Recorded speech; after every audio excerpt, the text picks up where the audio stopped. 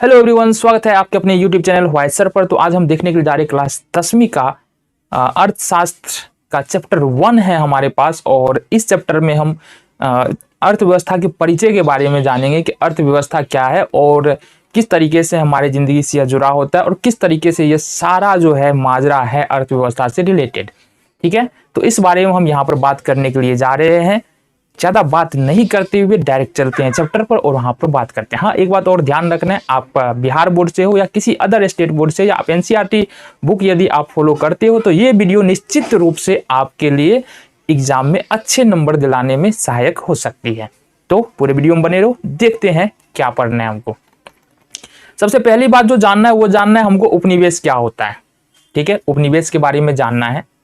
इसके लिए हम एक छोटा सा उदाहरण ले सकते हैं। ठीक है, अगर मान लो यहां पर हमारे पास एक देश ए है और दूसरा एक और देश है बी,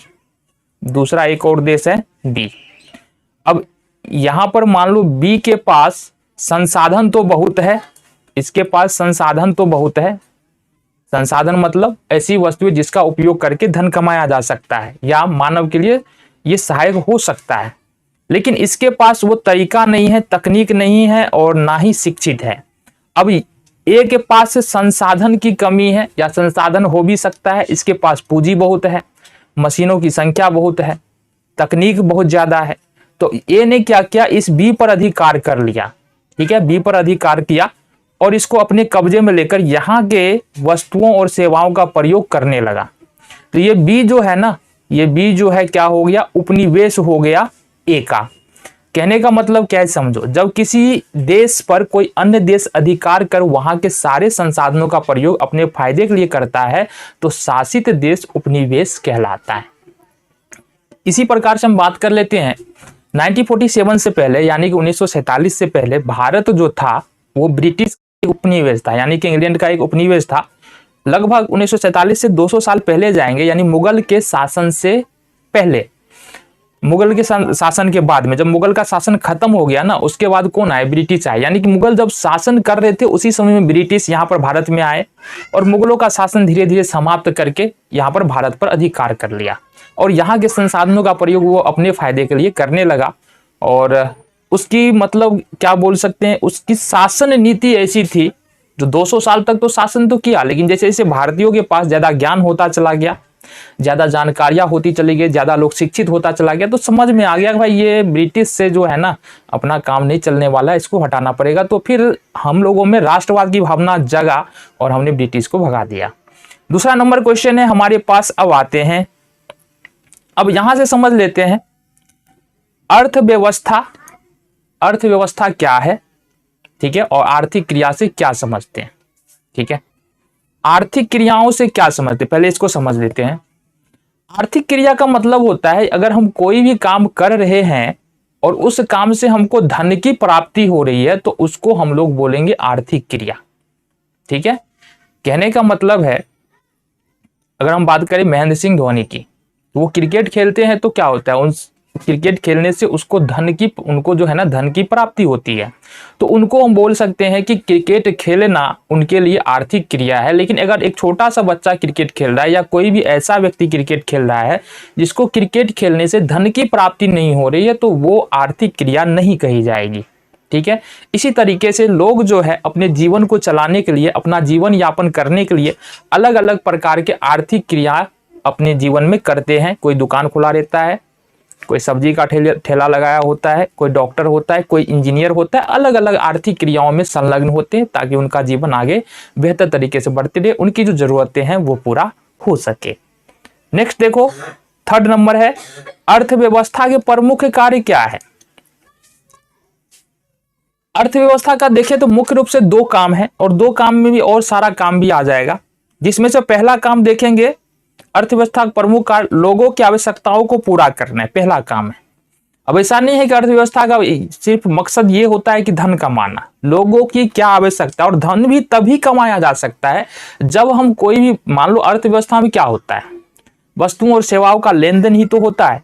और वस्तु और सेवाएं वही हो सकती है जो लोगों की आवश्यकता पूरा करे। मान लो हमको कुछ ऐसा बेचना है जो लोगों की जरूरत ही नहीं है, या ऐसी वस्तु का निर्माण कर रहे हैं हम जो किसी को जरूरत ही नहीं है, तो वो वस्तु क्यों खरीदेगा।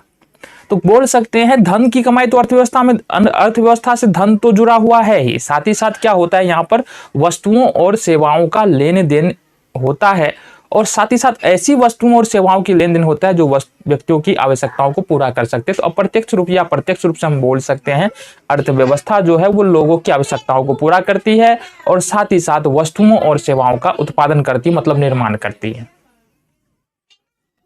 इस चौथे नंबर का क्वेश्चन देख लेते हैं। चौथे नंबर का क्वेश्चन क्या है, अर्थव्यवस्था से क्या समझते हैं। अब ये क्वेश्चन हमारे पास आया, पहले आना चाहिए, चलो आ गया तो सही, आ गया तो समझ लेते हैं। क्योंकि अर्थव्यवस्था पढ़ रहे हैं तो अर्थव्यवस्था को पढ़ने में अर्थव्यवस्था क्या है ये तो समझना पड़ेगा। तो यहाँ पर जो है 4 नंबर का क्वेश्चन है अपने पास, अर्थव्यवस्था से क्या समझते हैं। अर्थव्यवस्था आर्थिक क्रियाओं का एक ऐसा संगठन है जिसके अंतर्गत लोग कार्य करके अपनी आजीविका चलाते हैं।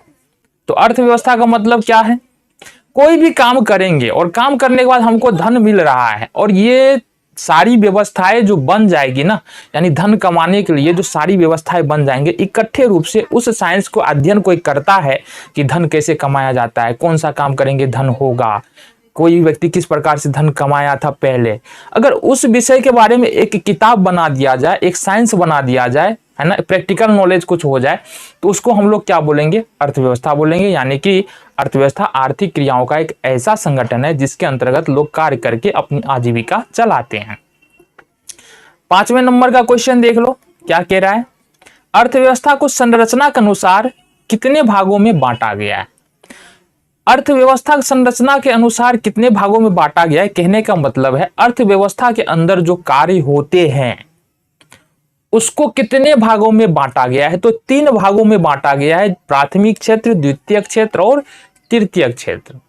अर्थव्यवस्था को संरचना के अनुसार 3 भागों में बांटा गया, या ये बोल सकते हैं अर्थव्यवस्था में जितने भी काम होते हैं, जितने भी कार्य किए जाते हैं, आर्थिक क्रिया होती है, उसको संरचना के हिसाब से 3 भागों में बांटा गया, प्राथमिक क्षेत्र, द्वितीयक क्षेत्र और तृतीयक क्षेत्र। यहाँ पर क्या है, प्राथमिक क्षेत्र क्या होता है, जरा ये बात कर ले। प्राथमिक क्षेत्र में मुख्य रूप से ऐसे कार्य आते हैं या ऐसे काम आते हैं जिसमें कृषि और पशुपालन से जुड़ी हुई सारी क्रिया आती है। यानी कि प्राथमिक क्षेत्र के अंतर्गत खेती बाड़ी आ जाती है, ठीक है। इसके अलावा यदि मुर्गी पालन कर रहे हैं, मछली पालन कर रहे हैं, मवेशी पालन या गाय भैंस को पाल रहे हैं, ठीक है, तो ये सारे के सारे जो है वो प्राथमिक क्षेत्र के अंदर में आ जाते हैं। द्वितीयक क्षेत्र में क्या आता है, जरा ये बात कर ले। द्वितीयक क्षेत्र को औद्योगिक क्षेत्र भी कहा जाता है। इसके अंतर्गत खनिज व्यवसाय, निर्माण कार्य, जीवन उपयोगी सेवाएं जैसे गैस और बिजली इत्यादि का उत्पादन होता है। तो कहने का मतलब है द्वितीयक क्षेत्र में जितने भी औद्योगिक और बड़े बड़े कार्य आते हैं, एक उत्पादन का बड़ा स्तर होता है द्वितीयक क्षेत्र, है ना, जिसको औद्योगिक क्षेत्र भी कहा जाता है। इसके अंतर्गत कौन से कार्य आएंगे, लोहा से रिलेटेड जितना भी काम आएगा वो द्वितीयक क्षेत्र में आएगा। इसके अलावा निर्माण कार्य, बड़े बड़े बिल्डिंग्स का जो बनता है वो द्वितीयक क्षेत्र में ही आएगा। इसके अलावा संचार सेवाएं, संचार नहीं बोल सकते हैं, जीवन उपयोगी सेवाएं, गैस और बिजली का जो उत्पादन का कार्य है यह द्वितीयक क्षेत्र में ही आएगा। तो ये सारे बड़े पैमाने पर इन सब का उत्पादन होता है, चाहे गैस की बात कर ले, बिजली की बात कर ले, या लोहा का कोई सामान बनता है, तो इनका जो है ना बड़े पैमाने पर उत्पादन होता है और ये उद्योग का रूप धारण कर लेती है। इस तरीके से हम बोल सकते हैं द्वितीयक क्षेत्र को हम औद्योगिक क्षेत्र भी बोल सकते हैं। तृतीयक क्षेत्र से क्या समझते हैं, अपना 8वां नंबर का क्वेश्चन है, इसके बारे में बात करना है कि भाई तृतीयक क्षेत्र होता क्या है। तृतीयक क्षेत्र को सेवा क्षेत्र भी कहा जाता है। इसके अंतर्गत बैंक, देखो तृतीयक क्षेत्र में क्या होता है, तृतीयक क्षेत्र में वे सारी सुविधा या वे सभी सारे कार्य आते हैं जो प्राथमिक और द्वितीयक क्षेत्र को क्या करता है, सहायता करता है। जैसे देखो यहाँ पर बीमा, परिवहन, संचार और व्यापार। जैसे बीमा क्या करता है, लोगों के जीवन को क्या करता है, ये सुरक्षित बनाता है। परिवहन हर एक क्षेत्र के लिए सहायक है। यदि कोई व्यक्ति कृषि कर रहा है तो परिवहन उसको सहायता करेगा। अगर कृषि कर ले और जो कृषि में उत्पाद हो, यानी जो गेहूं उपज रहा है, जो भी फसल उपज रहा है, उसको ले जाने के लिए यदि संचार साधन है ही नहीं, यातायात है ही नहीं, यानी कि रोड है ही नहीं, तो वो फसल खराब हो जाएगा ना। तो परिवहन सारे क्षेत्र को सहायता करता है। इसी तरीके से व्यापार, जो वस्तु औद्योगिक क्षेत्र में बना था, मान लो कोई भी वस्तु औद्योगिक क्षेत्र में बन गया, लोहे का सामान बन गया और कोई भी वस्तु बन गया, उसको तो बेचना पड़ेगा। अगर कोई व्यक्ति व्यापार ही नहीं करे तो फिर क्या होगा, वो सामान बिकेगा नहीं बिकेगा। तो बोल सकते हैं तृतीयक क्षेत्र जो है वो क्या करता है, प्राथमिक और द्वितीयक क्षेत्र की सहायता करता है। और वो बेहद ही जरूरी है, क्योंकि संचार इसमें आ रहा है, व्यापार इसमें आ रहा है, तृतीयक क्षेत्र में आ रहा है, बैंक इसमें आ रहा है, बीमा इसमें आ रहा है। तो ये तृतीयक क्षेत्र जो है ना, ऐसा नहीं है कि इसका इंपॉर्टेंस नहीं, बहुत ज्यादा इंपॉर्टेंस है, इसको हम अलग नहीं कर सकते हैं। आगे आ जाओ जी, 9 नंबर का क्वेश्चन है, अर्थव्यवस्था कितने प्रकार के होते हैं। देखो अर्थव्यवस्था में जो है ना, अब समझते हैं अर्थव्यवस्था को चलाने का काम कौन करता है, दोनों मिलके करता है। अर्थव्यवस्था को चलाने का मतलब है कि किसी भी देश में चले जाएंगे, अर्थव्यवस्था को संचालित करने का काम किसके जरिए होता है, या तो वहां का गवर्नमेंट संचालित करेगा, यानी जितना भी आर्थिक क्रियाकलाप है, जितना भी रुपये पैसा संबंधी काम है, उसको कौन करेगा, उसको करेगा वहां की गवर्नमेंट, यानी कि वहां की सरकार करेगी, या फिर वहां के जो पूंजीपति व्यक्ति है, पूंजीधारी व्यक्ति है, जिनके पास बहुत ज्यादा धन है, वो करेंगे। तो अर्थव्यवस्था इस हिसाब से देखेंगे तो अर्थव्यवस्था कितने प्रकार की, यानी कि अर्थव्यवस्था पर किसका अधिकार है और मुख्य उद्देश्य अर्थव्यवस्था का क्या है, इसके आधार पर अर्थव्यवस्था कितने प्रकार का है, कितने भागों में अर्थव्यवस्था को बांटा गया है, ये हमको जानना है। तो ये इस हिसाब से देखेंगे, अर्थव्यवस्था को 3 भागों में बांटा गया है। पहला है पूंजीवादी अर्थव्यवस्था, दूसरा है समाजवादी अर्थव्यवस्था और तीसरा है मिश्रित अर्थव्यवस्था। अब जानते हैं पूंजीवादी अर्थव्यवस्था क्या है, किसको बोलेंगे पूंजीवादी अर्थव्यवस्था। ऐसी अर्थव्यवस्था जिसमें उत्पादन के साधनों पर निजी व्यक्ति या निजी संस्था का अधिकार होता है। इस प्रकार की अर्थव्यवस्था का संचालन निजी लाभ के लिए होता है, जैसे अमेरिका, जापान, ऑस्ट्रेलिया। अब यहां पर जो निजी पूंजीवादी जो अर्थव्यवस्था होता है, यहां पर जितने भी उत्पादन संबंधी कार्य है वो निजी लाभ के उद्देश्य से किया जाता है और उत्पादन के साधनों पर निजी व्यक्तियों का अधिकार होता है। यानी कि हम ये नहीं सारे के सारे उत्पादन के साधनों पर नहीं बोल सकते हैं, लगभग 70 to 80% जो है वो निजी क्षेत्र में ही, जिस भी देश में पूंजीवादी अर्थव्यवस्था होगा 70 to 80 यानी 70 से 80% उत्पादन का कार्य जो होगा वो निजी व्यक्तियों के द्वारा होगा और वो निजी लाभ कमाने के उद्देश्य से ही होगा। लेकिन ऐसा नहीं है कि वहां की सरकार का जो रूल्स है, गाइडलाइंस है, जो टैक्सेशन रूल्स है, उसको फॉलो नहीं करना पड़ेगा, उसको फॉलो करते हुए चलना पड़ेगा। लेकिन सिर्फ ज्यादा से ज्यादा है निजी क्षेत्र को जो है प्रोत्साहित किया जाएगा कार्य करने के लिए, सरकारी क्षेत्र वहां पर कम पाए जाएंगे। ये होता है पूंजीवादी अर्थव्यवस्था। कहां कहां पर पाया जाता है ये अर्थव्यवस्था, तो अमेरिका, जापान, ऑस्ट्रेलिया में इस प्रकार की अर्थव्यवस्था को देख सकते हैं। दूसरा है समाजवादी अर्थव्यवस्था क्या है, ऐसी अर्थव्यवस्था जिसमें उत्पादन के साधनों पर देश की सरकार का अधिकार होता है। इस प्रकार की अर्थव्यवस्था में उत्पादन संबंधी कार्य जन कल्याण के लिए किया जाता है, जैसे चीन, क्यूबा।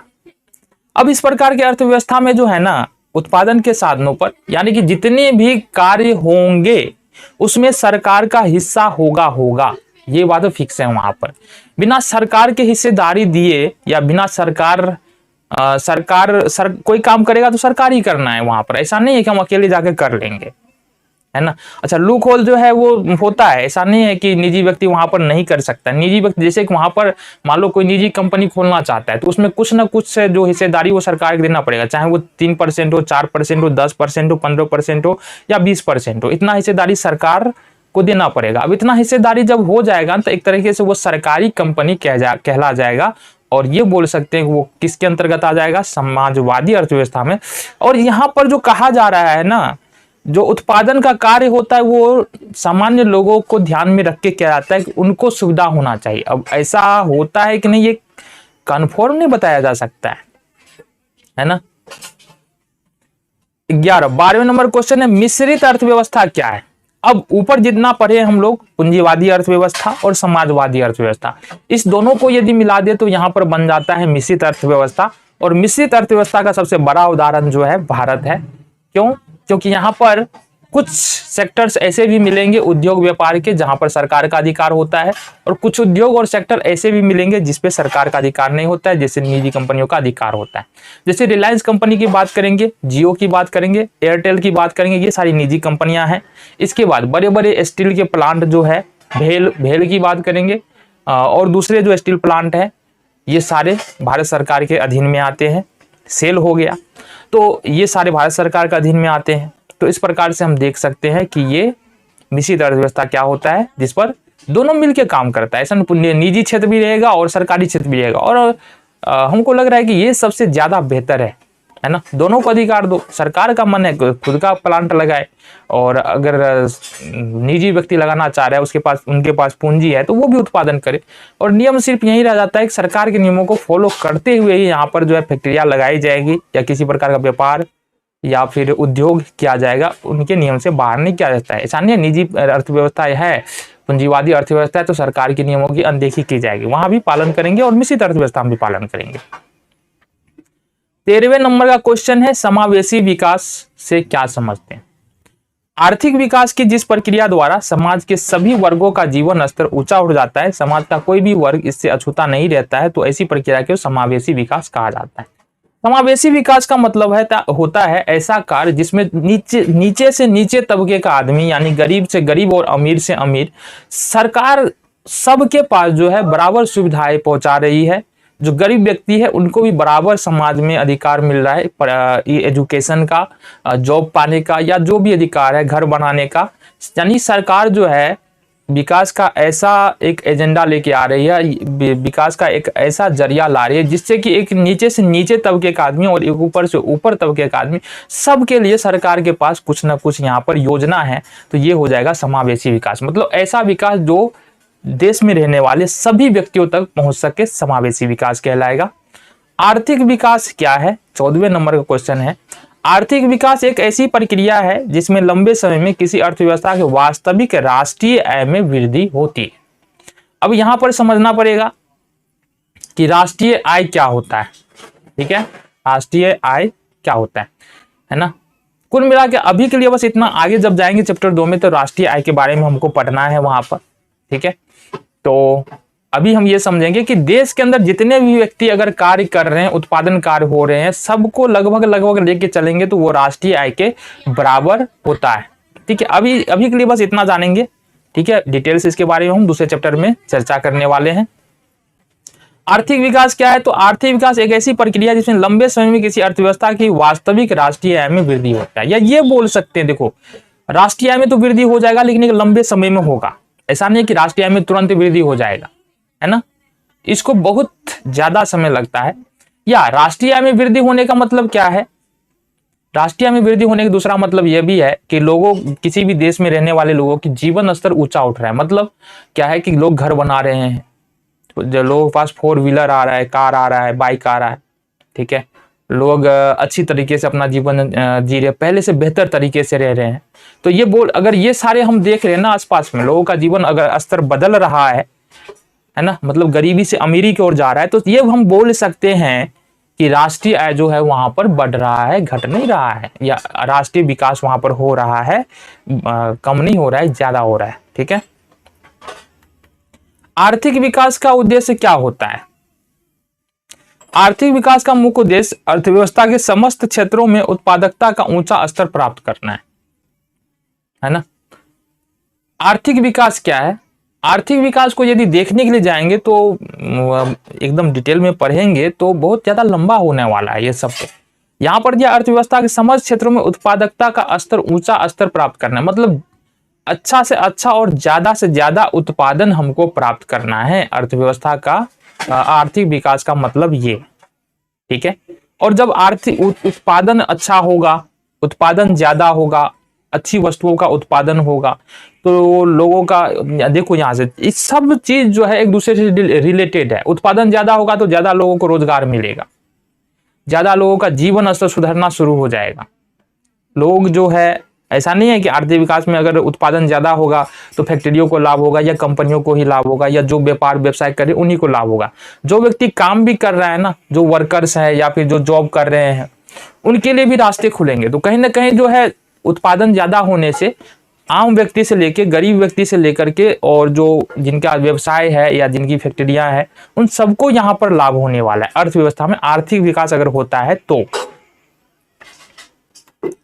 आगे 16 नंबर का क्वेश्चन है, विकास और आर्थिक वृद्धि में क्या अंतर है? मतलब आर्थिक विकास और आर्थिक वृद्धि में क्या अंतर है?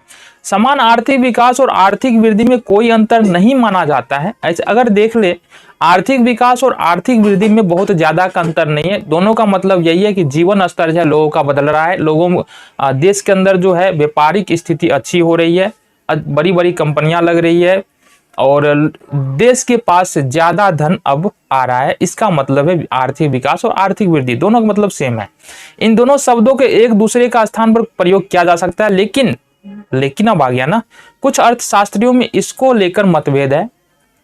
उर्सुला हिक्स के अनुसार वृद्धि शब्द का प्रयोग आर्थिक दृष्टि से विकसित देशों के संबंध में किया जाता है। अब ये यहाँ पर एक शब्द आया है कि विकसित और विकासशील, इसमें लोगों के आय के अनुसार जो है विकसित और विकासशील व्यक्ति में जो है वो बांटा गया है। कौन सा देश विकसित होगा, कौन सा देश विकासशील होगा, इसके बारे में भी हम आगे अच्छे से चर्चा करने वाले हैं जब जाएंगे अगले चैप्टर में कि विकसित देश कौन सा है और विकासशील देश कौन सा है।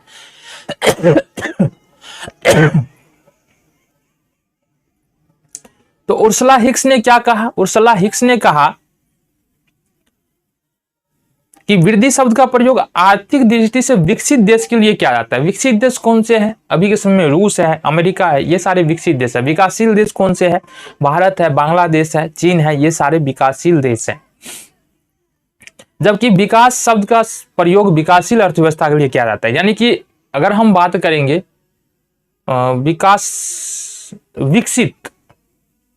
विकास की बात करेंगे हम, तो विकास की बात किसके लिए करेंगे? विकास शब्द का प्रयोग करेंगे हम विकसित देशों के लिए और वृद्धि शब्द का प्रयोग करेंगे हम विकासशील देशों के लिए। ठीक है, अगर हम बात करेंगे ना, यहां पर समझो, यदि हम बात करें अमेरिका की अर्थव्यवस्था की, ठीक है, अमेरिका की अर्थव्यवस्था की, यहां पर हम बात करने वाले हैं किसके? विकास के बारे में, आर्थिक विकास के बारे में। यदि भारत की बात करेंगे तो भारत की अर्थव्यवस्था के बारे में क्या बोलेंगे? हम आर्थिक वृद्धि के बारे में बात करेंगे, है ना। और है दोनों एक ही चीज, ये अमेरिका की अर्थव्यवस्था के बारे में बताएगा और ये भारत की अर्थव्यवस्था के बारे में बताएगा। दोनों में ज्यादा अंतर नहीं, बस ऐसे ही पता नहीं क्यों बांटा है ये अपने को भी समझ में ना आ रहा है कुछ भी, है ना। सतत विकास से क्या समझते हैं? नेक्स्ट क्वेश्चन है। अब ये हमने ज्योग्राफी में भी पढ़ रखा है कि सतत विकास का मतलब है क्या होता है। सतत विकास का मतलब होता है संसाधनों या जो हमारे पास जो भी वस्तुएं हैं, जो भी संसाधन है, उसका इस तरीके से प्रयोग करना कि आने वाले समय में जो है वो संसाधन खत्म नहीं हो, उसको अपने अगली पीढ़ी तक उस संसाधन को हम ले जा सके, इसको बोलते हैं सतत विकास। समझ में आ गया। आर्थिक प्रगति से क्या समझते हैं? आर्थिक प्रगति एक व्यापक शब्द है, इसका प्रयोग किसी आर्थिक कार्य के लिए किया जाता है। इसमें आर्थिक वृद्धि तथा आर्थिक विकास दोनों शामिल होता है। आर्थिक प्रगति का मतलब फिर से वही समझ लो ना, आर्थिक प्रगति किसको बोल सकते हैं? यदि हमारा आय बढ़ रहा है, हमारा आय बढ़ेगा तो देश की आय बढ़ेगा, और देश की आय बढ़ने का मतलब क्या है? हमारा जीवन स्तर ऊंचा उठेगा, हमारे पास घर होंगे, गाड़ी होंगी, हमारे पास करने के लिए सारे काम कार्य होंगे, एक अच्छा जीवन हम जी सकते हैं। ठीक है, तो ये सब सारा कुछ होने लग जाए तो समझ लो आर्थिक प्रगति हो रहा है। तो आर्थिक प्रगति में आर्थिक विकास और आर्थिक वृद्धि दोनों का समावेश हम कर सकते हैं। जब आर्थिक वृद्धि और आर्थिक विकास होगा तो यहाँ पर आर्थिक प्रगति होगा, और आर्थिक प्रगति होने का मतलब जाहिर सी बात है ना, प्रगति का मतलब क्या? बढ़ना होता है, और आर्थिक मतलब क्या होता है कि रुपया पैसा से संबंधित। मतलब रुपया पैसा से संबंधित जब देश के अंदर विकास कार्य हो रहा है, देश आगे बढ़ रहा है रुपया पैसा को लेकर के, और या फिर कोई व्यक्ति जब इसमें तरक्की कर रहा है आर्थिक रूप से, इसका मतलब हुआ प्रगति कर रहा है, इसका मतलब हुआ कि उसके पास धन आ रहे हैं, जा नहीं रहे हैं।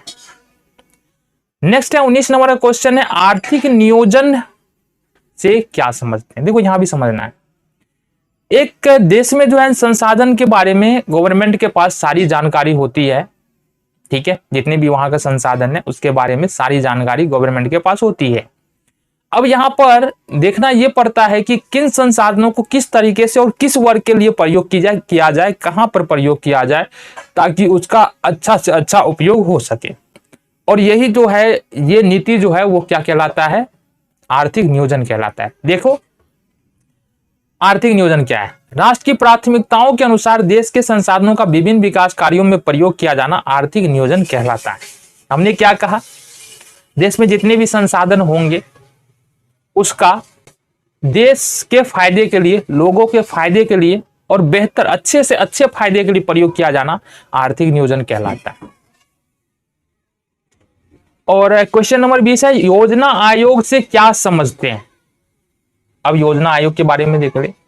योजना आयोग एक सरकारी संस्था है जो आने वाले 5 वर्षों के लिए आर्थिक विकास की योजना बनाता है, यानी कि हर 5 साल पर जो है ये योजना बनाने का काम करती है।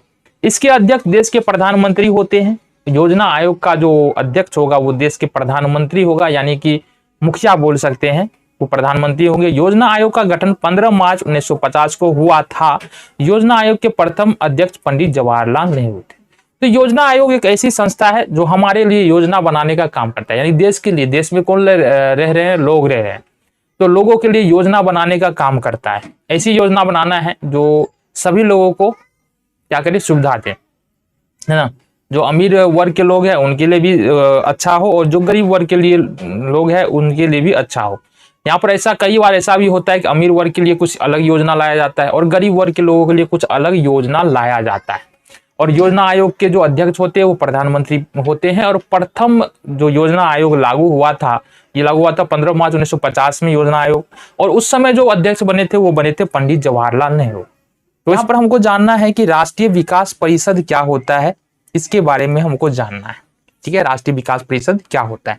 भारत में राष्ट्रीय विकास परिषद का गठन 6 अगस्त 1952 को किया गया था।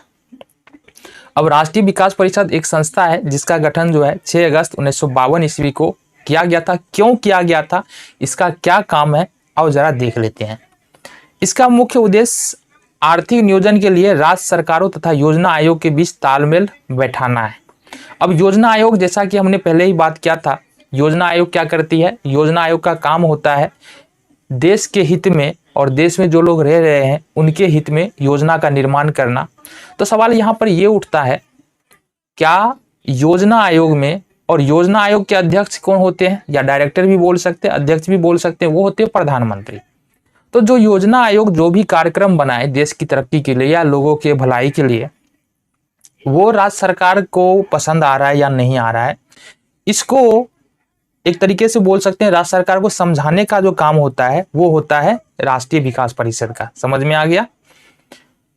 राष्ट्रीय विकास परिषद में सभी राज्यों के मुख्यमंत्री इसके पदेन सदस्य होते हैं। जितने भी भारत में राज्य है, केंद्र शासित प्रदेश है, उसके जो मुख्यमंत्री है वो राष्ट्रीय विकास परिषद के अध्यक्ष होते हैं।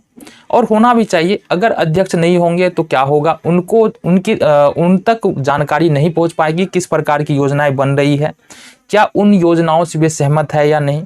और अध्यक्ष होना, अलग अलग राज्य के जो मुख्यमंत्री है उसका अध्यक्ष होना राष्ट्रीय विकास परिषद का इसलिए भी जरूरी है क्योंकि देखो, अंततः जो योजना बन रही है वो पूरे देश के लिए बन रही है। तो किस राज्य में कौन सी समस्या है, कहाँ पर ज़्यादा गरीबी है, कहाँ पर शिक्षा में कमी है, किस योजना की बनाने की ज़रूरत है, तो वो वहाँ के मुख्यमंत्री से ही पता चलने वाला है, या फिर किसी राज्य की जो संस्था है उसी से पता चलने वाला है। और राज्य की संस्थाओं के बारे में किसको पता होगा? वहाँ के विधायक को पता होगा, और विधायक किसको बताएंगे? मुख्यमंत्री को बताएंगे। तो कुल मिला के यहाँ पर राष्ट्रीय विकास परिषद का जो सदस्य होता है सभी राज्यों और केंद्र शासित प्रदेशों के सदस्य होते हैं।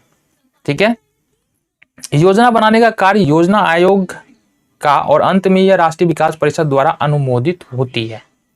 अनुमोदित होने का मतलब जो हरी झंडी मिलेगा वो राष्ट्रीय विकास परिषद और राज्य सरकार से ही मिलना है।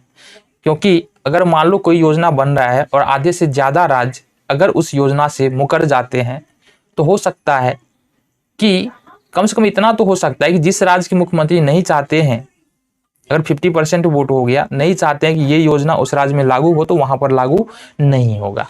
समझ में आ गया अच्छी तरीके से? आगे चलो, नेक्स्ट क्वेश्चन है वस्तु विनिमय प्रणाली क्या है। इसके बारे में अगले चैप्टर में भी पढ़ने वाले अच्छी तरह से। यहाँ पर बस इतना समझ लेते हैं, विनिमय का मतलब होता है क्या चीज? लेन देन। जब भी हम कुछ खरीदते हैं या कुछ बेचते हैं तो वो हम कहते हैं कि विनिमय कर रहे हैं। अब लेन देन का काम जो है वो पुराने समय में किस प्रकार से किया जाता था? पुराने समय में वस्तु के द्वारा किया जाता था। मतलब एक वस्तु देंगे और दूसरा वस्तु हम लेंगे, इस प्रकार से किया जाता था। जब इस प्रकार की लेन देन की प्रणाली थी तो इसको बोलते थे वस्तु विनिमय प्रणाली। उसको उदाहरण से भी समझ सकते हैं कि अगर मान लो गेहूं दिए और गेहूं के बदले में हमने चावल लिया तो यहाँ से वस्तु विनिमय प्रणाली ये हो गया।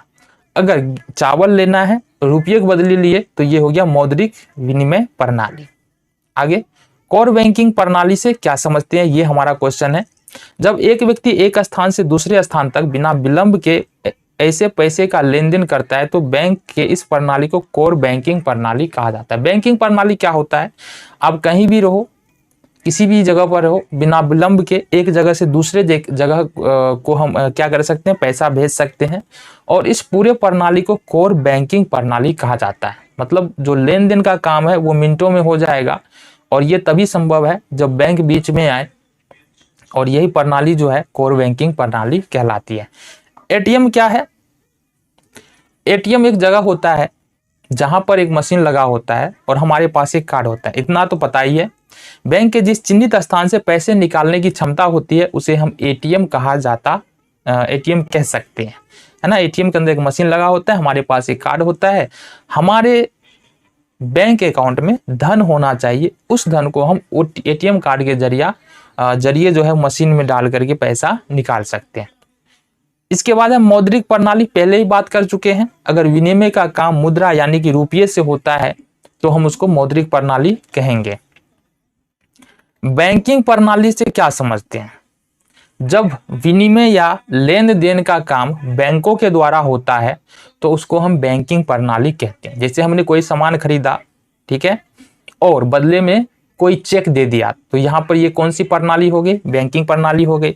हमने सामान लिया और बदले में भुगतान जो है वो बैंक के द्वारा कर रहे हैं या डेबिट कार्ड के द्वारा कर रहे थे, ये भी बैंकिंग प्रणाली में ही आ जाएगा। एटीएम कार्ड क्या होता है, यहाँ पर समझने वाली बात है, अगले चैप्टर में पढ़ने वाले हैं। एटीएम कार्ड क्या होता है, एक प्लास्टिक का छोटा सा कार्ड होता है और उस पर एक छोटी सी चिप होती है जिस पर कुछ सूचनाएं होती है। उन सूचनाओं के माध्यम से कुछ बैंकों के द्वारा एक छोटा सा मशीन लगाया जाता है एक जगह पे। उस जगह पे जाके हम मशीन में उस कार्ड को लगाएंगे और कार्ड को लगाने के बाद, ठीक है, हमको वहां से धन मिल जाता है, तो वो एटीएम कार्ड होता है। एटीएम कार्ड काम कहाँ पर करता है, तो एटीएम मशीन में करता है। एटीएम मशीन कौन लगाता है, तो सारे जो बैंक है अपना अपना एटीएम मशीन लगाया जाता है। अब यहाँ पर बात यह है, क्या एक बैंक का जो एटीएम कार्ड है वो दूसरे बैंक के एटीएम मशीन में काम करेगा? बिल्कुल करेगा। ये सभी बैंकों के एटीएम कार्ड लगभग सभी मशीनों में काम कर जाते हैं। डेबिट कार्ड से क्या समझते हैं, अब डेबिट कार्ड, और यहाँ पर है डेबिट कार्ड और क्रेडिट कार्ड, दोनों के बारे में हम देख लेते हैं क्या होता है। डेबिट कार्ड का मतलब एटीएम कार्ड भी बोल सकते हैं। हमारे अकाउंट में धन है और उसको निकालने के लिए जिस कार्ड का प्रयोग करते हैं या जो बैंक जारी करता है कि हमारे अकाउंट में कुछ धन पड़ा हुआ है उसको हम निकालना चाहते हैं, तो वैसे कार्ड को हम लोग बोल सकते हैं डेबिट कार्ड, मतलब अकाउंट से पैसे निकालने का। क्रेडिट कार्ड क्या होता है, क्रेडिट कार्ड का मतलब होता है कि हमारे अकाउंट में धन हो या ना हो, बैंक हमारे विश्वास पर हमको एक कार्ड देता है जो उस समय अगर हमारे अकाउंट में धन नहीं भी है तो उस धन का भुगतान जो है वो बैंक कर देगा। जैसे कि मान लो 5,000 रुपये का सामान लिया हमने और मेरे अकाउंट में अभी 2,500 रुपया है, तो अगर हम क्रेडिट कार्ड का प्रयोग करते हैं तो 2,500 रुपया तो अकाउंट से कटेगा और 2,500 रुपया जो है वो बैंक द्वारा भुगतान उस समय कर दिया जाएगा जो हमको बाद में चुकाना पड़ेगा, ठीक है। और ये बाद में चुकाने का काम कुछ ब्याज दर के साथ किया जाता है। राष्ट्रीय आय से क्या समझते हैं, आओ जरा, क्या होता है, किसी देश में एक वर्ष की अवधि में उत्पादित सभी वस्तुओं एवं सेवाओं के मूल्य के मौद्रिक मूल्य के योग को राष्ट्रीय आय कहा जाता है। अब यहाँ पर समझना है कि एक देश में एक वित्तीय वर्ष में, अब वित्तीय वर्ष क्या होता है, वित्तीय वर्ष 365 दिनों का होता है। एक वित्तीय वर्ष में एक वर्ष के अंदर जितनी भी वस्तुएं बनेगी और जितनी भी सेवाएं होंगी उसके मौद्रिक मूल्य को, अगर उस मूल्य को जोड़ दिया जाए तो उस कुल मूल्य को हम क्या बोलेंगे, राष्ट्रीय आय बोलेंगे। यहाँ पर जितनी सेवा क्षेत्र भी आ रहा है तो यहाँ पर ध्यान देने वाला है, जितना वस्तु का उत्पादन हो रहा है उसका मौद्रिक मूल्य, किसी फैक्ट्री में बहुत सारे फैक्ट्री होंगे हमारे देश के अंदर, वो जितने भी वस्तुओं का उत्पादन करेंगे उनका सारा मूल्य, साथ ही साथ जो जॉब करने वाले हैं जो जितने कमाई कर रहे हैं उसका सारा मूल्य जोड़ लिया जाए। तो इन सारे को जोड़ करके जितने भी मूल्य यहाँ पर आ रहा है उसको हम राष्ट्रीय आय बोल सकते हैं। ठीक है, मोटा मोटी बोले तो एक देश में व्यक्तियों, जितने भी व्यक्ति रह रहे हैं उनकी आय को जोड़ दिया जाए तो राष्ट्रीय आय बोल सकते हैं। मोटा मोटी थोड़ा सा यहाँ पर जो है ना बदलाव करना पड़ेगा, लेकिन मोटा मोटी ये बोल सकते हैं। प्रति व्यक्ति आय से क्या समझते हैं? राष्ट्रीय आय को देश की कुल जनसंख्या से भाग देने पर जो भागफल आता है वो प्रति व्यक्ति आय कहलाता है। कहने का मतलब क्या है? मान लो कि किसी देश की जनसंख्या कितनी है, किसी देश की जनसंख्या 100 है और उस देश 100 मतलब उस देश में कितना व्यक्ति रह रहा है? 100 व्यक्ति रह रहा है। और कितना व्यक्ति रह रहा है? 100 व्यक्ति रह रहा है। और उस देश की कुल आय मतलब 100 व्यक्तियों के द्वारा जो धन कमाया जा रहा है वो है, मान लो कि 500 है। अब 500 यानी कि कुल आय है, यानी कुल कमाया गया धन 500 है और कुल व्यक्ति 100 है। तो अगर इस देश की हम प्रति व्यक्ति आय निकाले तो कितना निकलेगा? 5 रुपया। यानी कहने का मतलब है कि एक व्यक्ति उस देश में औसतन 5 रुपया कमा रहा है। अब ये सभी व्यक्तियों के लिए लागू नहीं होता है, क्योंकि कुछ लोग जो है ज्यादा भी कमाते हैं और कुछ लोग कम भी कमाते हैं। तो ये औसत आय होता है, जो प्रति व्यक्ति आय होता है वो औसत आय ही होता है। आगे देखते हैं, विश्व बैंक विकास रिपोर्ट 2006 के अनुसार, अब ये जो सूचना हम बता रहे हैं ये 2006 के अनुसार है, अभी तो खैर बढ़ गया होगा। जिन देशों की 2004 में प्रति व्यक्ति आय 4,53,000 प्रति वर्ष या इससे अधिक है वो विकसित देश है। ठीक है, मतलब कहने का मतलब क्या है? जिन देशों की प्रति व्यक्ति आय 4 लाख, कितना यहां पर ध्यान देने वाला है, 4,53,000 प्रति वर्ष है, मतलब 4.5 लाख रुपया जिन देशों के व्यक्ति कमा लेते हैं वो विकसित देश कहलाते हैं। ठीक है, और जिन देशों की आय 37,000 प्रति वर्ष या इससे कम है, और कोई देश अगर ऐसा है जहां पर व्यक्तियों की जो एक साल में जो आय होती है वो 37,000 या इसके आसपास है या इससे कम है, तो वो क्या कहलाएगा? वो कहलाएगा विकासशील देश। ठीक है, या निम्न आय वाला देश कहलाएगा। 2004 में भारत की प्रति व्यक्ति आय 28,000 थी। ठीक है, और प्रति व्यक्ति आय पंजाब में 26,000, केरल में आय पंजाब में 26,000, केरल में 22,800 और बिहार में 5700। अब यहाँ पर सबसे कम जो प्रति व्यक्ति आय है वो किसका है? वो बिहार का है, 5700। मतलब बिहार के लोगों का प्रति व्यक्ति आय बहुत ही कम है। तो 2004 में इतना था, अभी तो खैर बढ़ गया होगा। बाकी केरल में 26,000 था और बिहार केरल में 22,800 और पंजाब में था 26,000। ठीक है, मानव विकास सूचकांक क्या है? अब इसके बारे में जान लेते हैं। मानव विकास सूचकांक संयुक्त राष्ट्र विकास कार्यक्रम के द्वारा जारी होने वाली वार्षिक रिपोर्ट है। ये एक रिपोर्ट है जो जीवन प्रत्याशा, शिक्षा और आय के मानकों के आधार पर प्रकाशित किया जाता है। अब ये मानव विकास सूचकांक जो है यह एक प्रकार का रिपोर्ट है जो यह बताएगा कि किस देश के लोग जो है कितना प्रगतिशील है, कितना अमीर है और कितना सुखी है। इसमें कुछ मानकों का प्रयोग किया जाता है, जैसे कि यहाँ पर देखेंगे जीवन प्रत्याशा, मतलब लोग जो है वो कितने दिन तक जीवित रहते हैं। शिक्षा और आय, शिक्षा का स्तर क्या है, कितने लोग शिक्षित है और किस लेवल तक शिक्षित है, मतलब कहने का 10th किया है या ग्रेजुएशन किया है या कोई प्रोफेशनल डिग्री है उनके पास। ठीक है, तो यहाँ पर जीवन प्रत्याशा का ध्यान रखा जाएगा, शिक्षा का ध्यान रखा जाएगा और साथ ही साथ जो है जन्म और मृत्यु दर को भी ध्यान में रखा जाएगा। यह है मानव विकास सूचकांक। तो इन सब बातों को ध्यान में रखते हुए एक लिस्ट बनाया जाता है और इस लिस्ट के अनुसार जो है ना, जो रैंक 1 पर होगा वो सबसे अच्छा देश होगा और उसके नीचे जो देश आता चला जाएगा वो उसका बोल सकते हैं कि विकास जो है वो कम है। तो यहाँ पर भारत का स्थान देखेंगे, कुल 189 देश में को लेकर के मानव विकास सूचकांक जो है वो जारी किया जाता है, जिसमें भारत का स्थान जो है वो 129वां है। तो इतना खुश होने वाली बात नहीं है, हम लोगों का स्थिति जो है मानव विकास सूचकांक के अनुसार काफी खराब है, लेकिन इतना भी खराब नहीं है। राष्ट्रीय मानव विकास रिपोर्ट क्या है? यूएनडीपी की मानव विकास की तर्ज पर भारत की पहली मानव विकास रिपोर्ट अप्रैल 2002 में जारी किया। जिस तरीके से ऊपर में क्या पढ़े हैं हम लोग, मानव विकास सूचकांक पढ़े हैं, इसी तरीके से मानव विकास रिपोर्ट जो है वो भारत में जारी किया जाता है। ठीक है। राष्ट्रीय मानव विकास रिपोर्ट, मानव विकास सूचकांक पूरे वर्ल्ड में 189 देशों में जारी किया जाता है और राष्ट्रीय मानव विकास जो है वो केवल भारत में जारी किया जाता है भारत सरकार के द्वारा, ठीक है। ये चालू हुआ था 2002 में। रिपोर्ट को भारतीय लोकतंत्र के लिए महत्वपूर्ण दस्तावेज बताया गया है। इस रिपोर्ट में केरल सबसे ऊपर था, जबकि बिहार, मध्य प्रदेश, आसाम, राजस्थान, उत्तर प्रदेश सबसे नीचे था। तो इस रिपोर्ट के अनुसार केरल सबसे बढ़िया राज्य है। उसकी प्रति व्यक्ति आय, जन्म दर, मृत्यु दर, शिक्षा का स्तर बहुत ही अच्छा है, जबकि जो नीचे वाले देश है बिहार, मध्य प्रदेश, आसाम, राजस्थान, उत्तर प्रदेश, ये सारे देशों में शिक्षा का स्तर, प्रति व्यक्ति आय, जीवन दर, मृत्यु दर, स्वास्थ्य का स्तर ये नीचे स्तर का है। आधारिक संरचना क्या होता है इसके बारे में हम बात कर लेते हैं। आधारिक संरचना का मतलब होता है, आधारिक संरचना का मतलब उन सुविधाओं तथा सेवाओं से है जो देश के आर्थिक विकास के लिए सहायक होते हैं। ऐसी जैसे में देख लेंगे बिजली, परिवहन, संचार, बैंकिंग, स्कूल, कॉलेज इत्यादि। यानी कि जितने भी आधारिक संरचना या जितने भी ऐसे कार्य है, जितने भी ऐसे क्षेत्र है जो हमारे प्रगति में सहायक हो, वो आधारिक संरचना कहलाएंगे।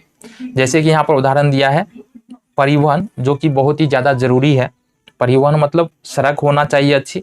इसके बाद हमारी तरक्की के लिए, हमारे बच्चों की तरक्की के लिए क्या होना चाहिए, सड़कें अच्छी होनी चाहिए, ठीक है। स्कूल होने चाहिए, अस्पताल अच्छे होने चाहिए, ठीक है। जो सरकारी भवन है वो अच्छे होने चाहिए।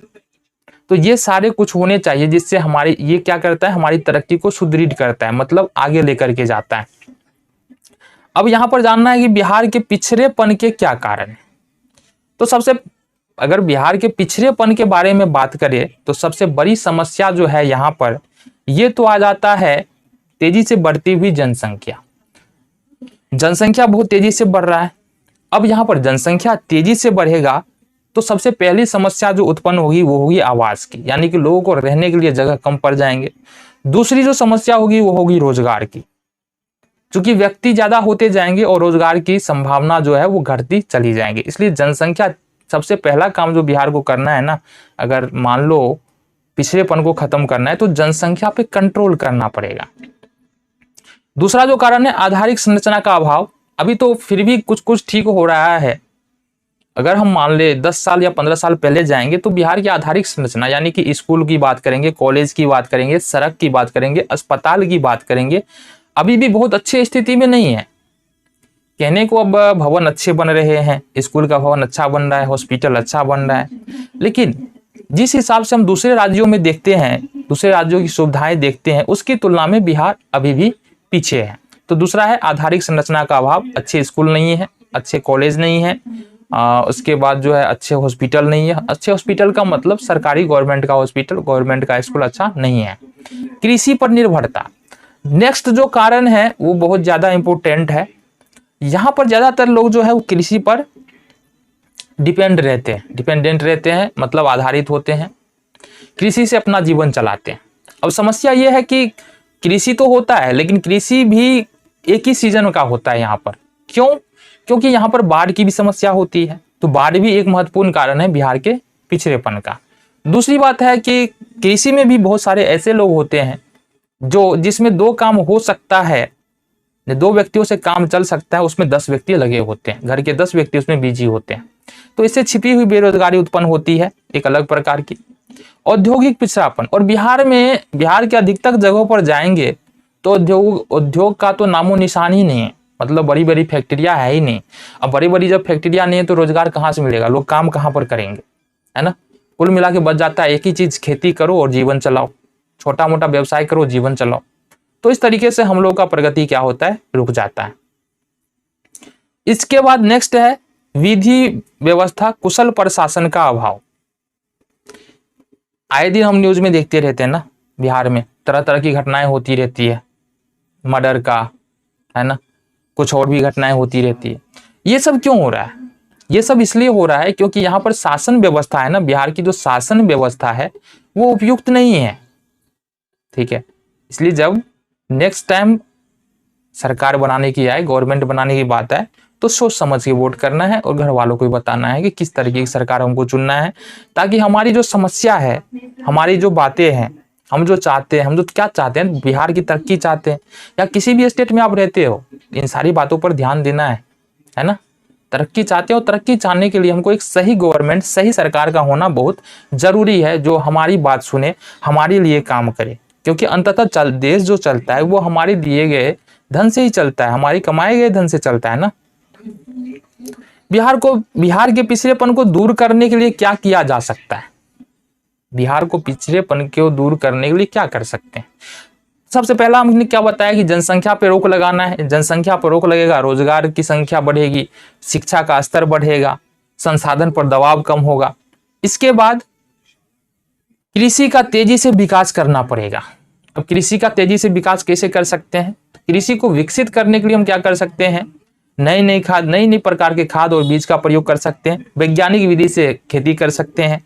उसके बाद लोगों को जागरूक कर सकते हैं, लोगों को कृषि के बारे में और बहुत सारी वैज्ञानिक तरीकों से जो खेती होती है उसके बारे में जाकर के हम समझा सकते हैं।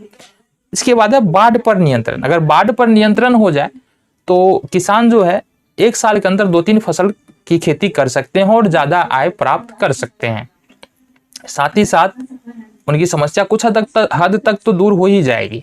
ठीक है, तो बाढ़ पर भी नियंत्रण करना पड़ेगा। आधारिक संरचना का विकास करना होगा, मतलब अच्छे स्कूल बनाने पड़ेंगे, अच्छे अस्पताल बनाने पड़ेंगे, अच्छे रोड बनाने पड़ेंगे, तब जाकर के जो है यहाँ पर बिहार की जो समस्या है वो कहीं समय में, एक लंबे समय में दूर हो पाएगी। उद्योगों का विकास करना पड़ेगा। उद्योग का मतलब फैक्ट्री लगाना पड़ेगा, बड़े बड़े कारखाने लगाने पड़ेंगे जहां पर लोग काम कर सके। अब ये इसका उम्मीद तो छोड़ दो, ये तो इसमें तो लंबा समय जाने वाला है, क्योंकि हमारे पास संसाधन ही नहीं था। जब बिहार झारखंड एक था तो कुछ संसाधन थे, कुछ उद्योग थे हमारे पास, लेकिन जब बिहार झारखंड अलग हो गया तो उद्योग, ज्यादातर जो बड़े उद्योग है, स्टील का प्लांट है, कोयले का जो काम होता है उसका प्लांट है, वो सारा झारखंड में चला गया। तो समस्या बिहार जो है और नीचे चला गया। इसके बाद गरीबी दूर करना। अब देखो, इससे पहले हमने जितना बताया उसको दूर करो ना, शिक्षा का स्तर ऊंचा करो, गरीबी अपने आप दूर हो जाएगा। शिक्षा बढ़ेगा, गरीबी कम होगा। ठीक है, क्यों? शिक्षा बढ़ेगा तो जनसंख्या कम होगा, जनसंख्या अगर कम होगा तो जो भी बच्चे परिवार में हैं, परिवार के अंदर है, उनको अच्छी तरीके से शिक्षा मिलेगा, और अच्छी शिक्षा मिलेगा तो जो आने वाली पीढ़ी है वो अपने आप जो है वो सक्षम होती चली जाएगी। तो बिहार जो है या कोई भी स्टेट है वो अपने आप सुधरता चला जाएगा। तो काम हमको किस पे करना है? काम करना है शिक्षा पे, है ना। क्योंकि शिक्षा के स्तर को अगर ऊंचा करते जाते हैं तो जो समस्याएं हैं वो सारे व्यक्ति को समझ में आएगा, जो आने वाली पीढ़ी होगा वो समझेगा सारी समस्याओं को, उस तरीके से काम करेगा। शांति व्यवस्था स्थापना, अब ये भी एक समस्या है बिहार में खास करके। ठीक है, अगर कुछ हो जाए और कानून के पास चले जाओ तो कानून तो ऐसा बर्ताव करेगा जैसे कि उनकी यह समस्या है ही नहीं, है ना। अगर नॉर्मल व्यक्ति कानून में जाए या पुलिस में जाए तो उनके साथ कानून एक पल के लिए तो खड़ा नहीं होता है, साथ ही साथ बहुत ज्यादा चक्कर लगाने पड़ते हैं। तो लोग जो है इस मामले में पढ़ना ही नहीं चाहता है। कानून का मतलब क्या होता है, कानून व्यवस्था का मतलब क्या होता है, कि कानून व्यवस्था जो है, एक बार फिर से बोल रहे हैं कि हमारे जो भी व्यवस्था चल रहा है, देश चल रहा है, हमारे आय से चल रहा है, हमारे दिए गए टैक्सेस से चल रहा है, जितने भी काम हो रहा है। और अगर हम वही सुविधा का लाभ सही तरीके से नहीं उठा पाएंगे, उसी देश के अंदर, उसी राज्य के अंदर सही तरीके से सुरक्षित नहीं रह पाएंगे, तो फिर ऐसे टैक्सेस पे करने का क्या मतलब रह जाता है। ठीक है, तो 2-3 बातें यहां से निकल के आती है ना। गवर्नमेंट की भी तो गलती होती है, जो सरकार होती है, जो हमारी राज्य सरकार है, उसकी भी तो गलती है ना। जो भी व्यक्ति वहां पर बैठे हुए हैं उनकी भी गलती है। कानून व्यवस्था को सुदृढ़ किया जाए, ऊपर से दबाव बनाया जाए, सब कुछ ठीक हो जाएगा। स्वच्छता, ईमानदार प्रशासन, केंद्र से अधिक मात्रा में संसाधनों का हस्तांतरण। अब यहाँ पर ध्यान देने वाला है, हमको प्रशासन ईमानदार चाहिए, मतलब जो भी कानून व्यवस्था, जिन पर दायित्व है कानून व्यवस्था को चलाने का, वो ईमानदार व्यक्ति चाहिए। अगर वो ईमानदार व्यक्ति आ गया तो सारा व्यवस्था अपने आप ठीक होता चला जाएगा। लेकिन क्या ऐसा हो पाते हैं, हम देख पाते हैं क्या कानून व्यवस्था ठीक तरीके से हमारे आसपास में काम कर रहा है ना। हो सकता है बहुत सारी जगहों पर काम कर रहा है, अच्छा से अच्छी बात है, लेकिन जहां पर कानून व्यवस्था सही नहीं है वहां पर किसकी जिम्मेवारी है ये कानून व्यवस्था ठीक करने की? एक नॉर्मल व्यक्ति जिसके पास ज़्यादा जानकारी नहीं है वो इस समय पढ़ना नहीं चाहेगा। तो कुल मिला के जिस गवर्नमेंट को हमने चुना है उनकी जिम्मेवारी है कि कानून व्यवस्था कहाँ पर आधारभूत संरचना का अभाव है, कहाँ पर बाढ़ जा रहा है, बाढ़ से कितनी क्षति हो रही है, बाढ़ को कैसे रोका जाए, बिहार में उद्योग कैसे लाया जाए, बिहार को कैसे आगे बढ़ाया जाए, वो उनकी जिम्मेवारी है ना। और साथ ही साथ हम लोग की भी जिम्मेवारी है, अगर हम शिक्षित हैं तो किस तरीके से अपने स्तर पर योगदान दे सकते हैं, ये हमारी भी जिम्मेवारी है। नेक्स्ट है, कृषि जनित उद्योग से क्या समझते हैं? ऐसा उद्योग जो कृषि पर आधारित होता है, कृषि के बिना वो नहीं चल सकता है, ऐसे उद्योग को कृषि जनित उद्योग कहेंगे।